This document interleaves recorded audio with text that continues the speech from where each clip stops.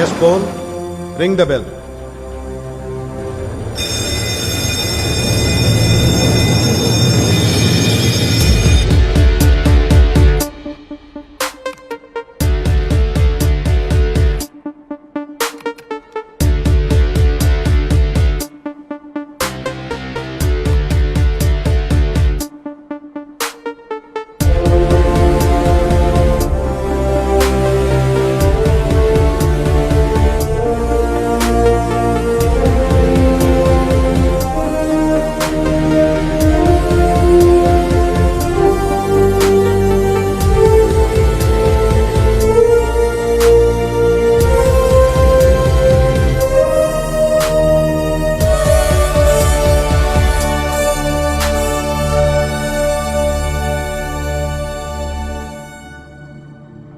పద్నాలుగు మంది ఈ బిల్లుకి అనుకూలం.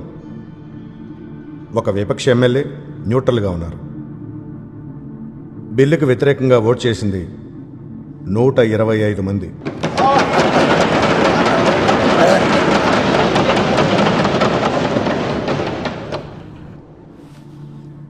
ఈ బిల్లుని సభ తిరస్కరించింది.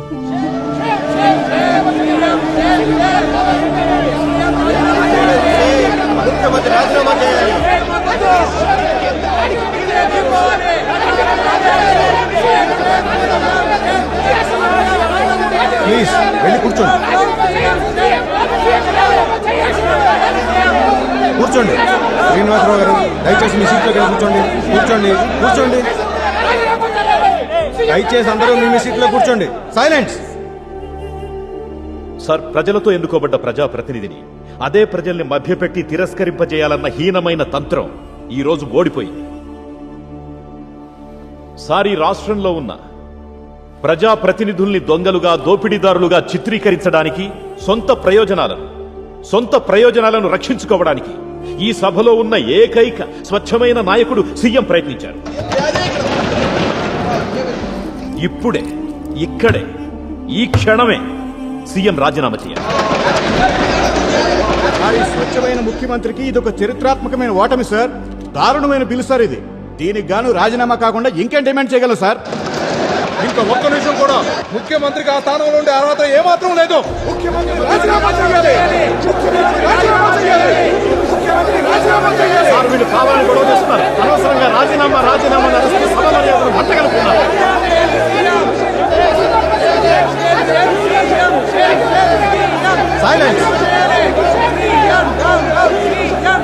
సార్, అమలు చేయడం అసాధ్యం అని అందరికీ తెలిసిన బిల్ సార్ ఇది. పాస్ అయితే పూర్తిగా దుర్వినియోగం అయ్యేది. సంవత్సరం ఎలక్షన్స్ కండక్ట్ చేయాల్సిన పరిస్థితి వచ్చేది. ఖజానా ఖాళీ అయి ఉండేది. సార్, మన ప్రజాస్వామ్యం సంక్షోభంలో కూరుకుపోయేది సార్. సార్, మీరే చూశారు. సీఎం సొంత పార్టీ నుంచి కేవలం 8 మంది ఈ బిల్లుకి అనుకూలంగా ఓటు వేశారు. ఈ సభకి, ఈ గవర్నమెంట్ కి, ఈ రాష్ట్రంలోని ప్రజలకి తీవ్రమైన అవమానం జరిగింది ఈ రోజు సీఎం వల్ల.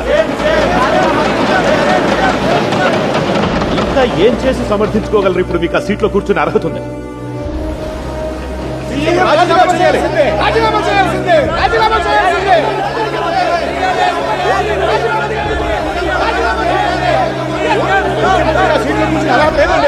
దయచేసి అందరూ మీ సీట్లో కూర్చోండి.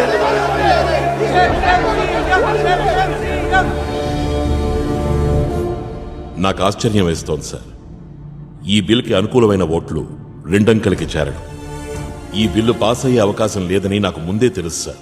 ఇదే ఈ బిల్లుకున్న నేపథ్యం. ఇది ప్రెజెంట్ చేస్తే ఇలాగే జరుగుతుందని సమర్థించుకోవడానికి కుంటిసాగులు చెప్తున్నారు. ఈ ఓటమిని కప్పిపుచ్చుకోవడానికి ఈయన మొదలు పెడుతున్న కొత్త డ్రామా సార్ ఇది.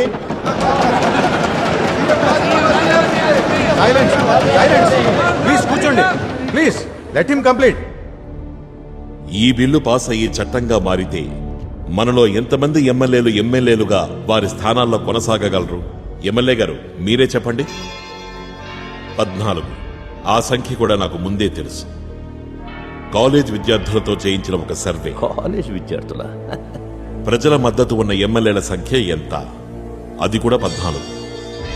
ఆ 14 మందే ఇప్పుడు ఈ బిల్లుకి అనుకూలంగా ఓటేశారు. ఈ రిపోర్ట్ని నేను సభకి సబ్మిట్ చేస్తున్నాను. తెలంగాణలోని 140 మంది ఎమ్మెల్యేల్లో ప్రజల విశ్వాసం పొందింది కేవలం 10% మంది. సార్, ఏ సర్వే గురించి సార్ ముఖ్యమంత్రి మాట్లాడుతుంది? మాలో ఏ ఒక్కరూ ఈ సర్వే గురించి వెళ్ళలేదు. అయినా కూడా కాలేజీ స్టూడెంట్స్ తోనా మీరు ఈ పని చేయించేది? అసలు మీకు ఎదిరిస్తారా?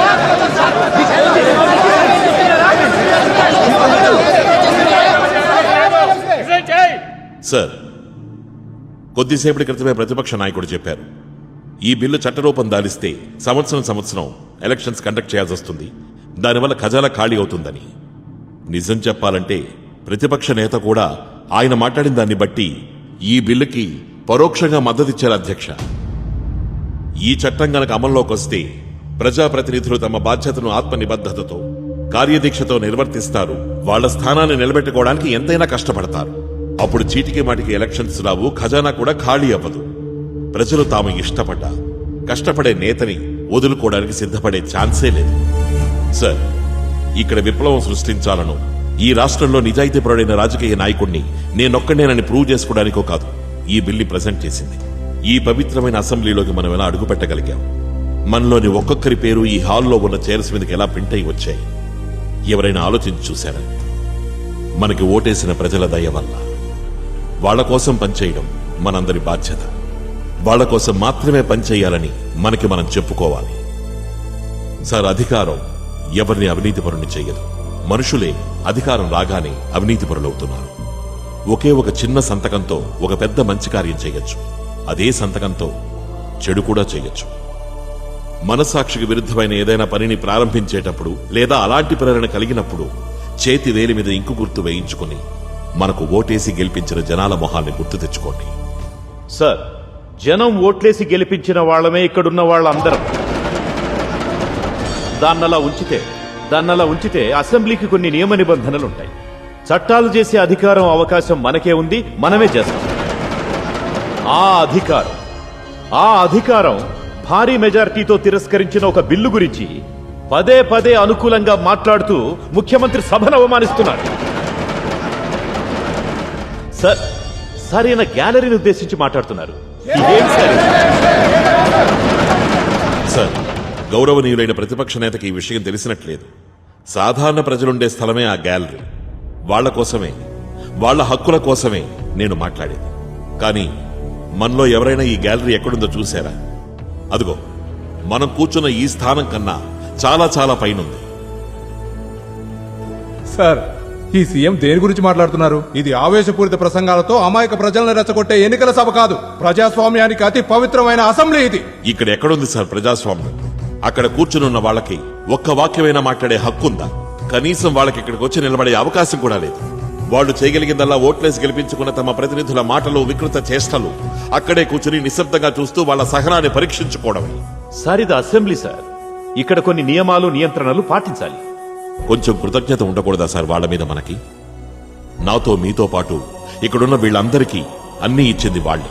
మనం నివసిస్తున్న ఇల్లు, మనం ఉపయోగిస్తున్న వాహనాలు, మన ఫ్రిడ్జ్, టీవీ, మనం తింటున్న తిండి, మనం వేసుకునే దుస్తులు, ఇవన్నీ మనకిచ్చింది వాళ్లే. వాళ్ళు అధికారంతో మనల్ని శాసించాల్సింది. మనల్ని చూసి వాళ్ళు కాదు, వాళ్ళని చూసి మనం సార్ లేచి నిలబడాల్సింది.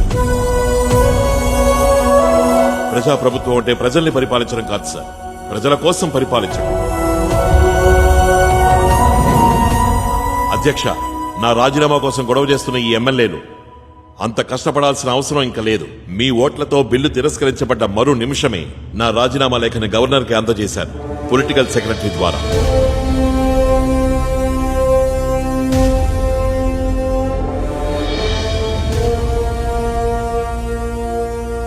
సార్, మీరు అనుమతిస్తే నేను ఇంకో 2 మాటలు మాట్లాడతాను.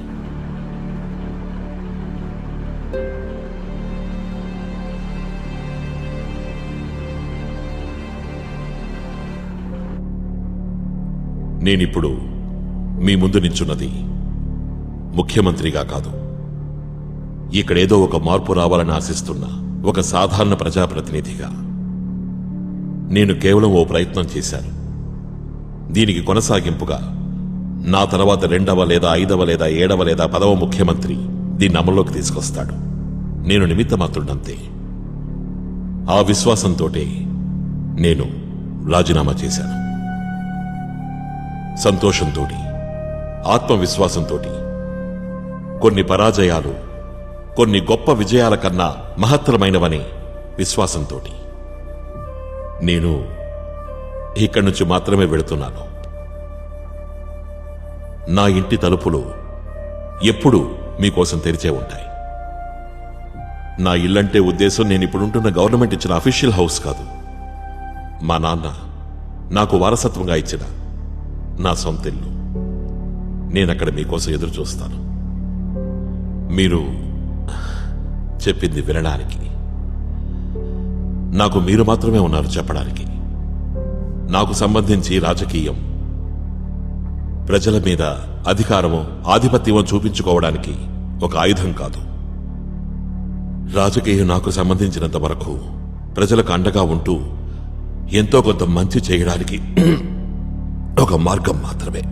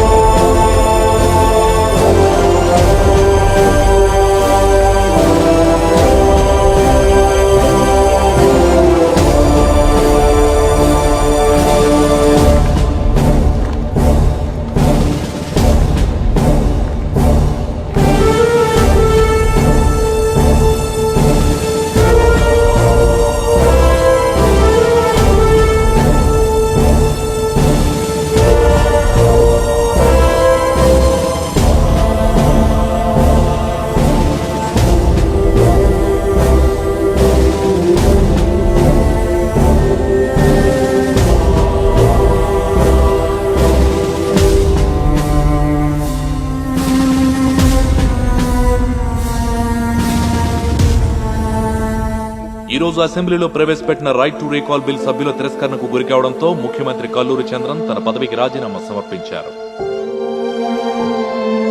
అందరినీ షాక్ కి గురి చేస్తూ ముఖ్యమంత్రి కల్లూరి చంద్రన్ తన రాజీనామాను డిక్లేర్ చేశారు.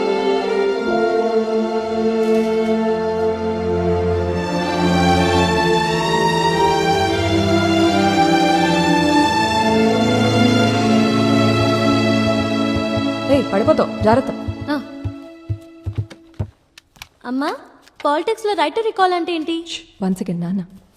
ఏమండి, లీవ్ ఓకే అయిందా? తాత, దీని గురించి నువ్వేం చెప్పవా?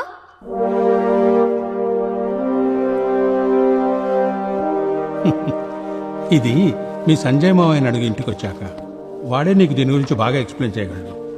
దీన్ని ఫస్ట్ టైం అసెంబ్లీలో అప్పటి ముఖ్యమంత్రి ప్రవేశపెట్టాడు. ఆ ముఖ్యమంత్రి పేరేంటి? ఇప్పుడున్న ముఖ్యమంత్రి పేరేంటి?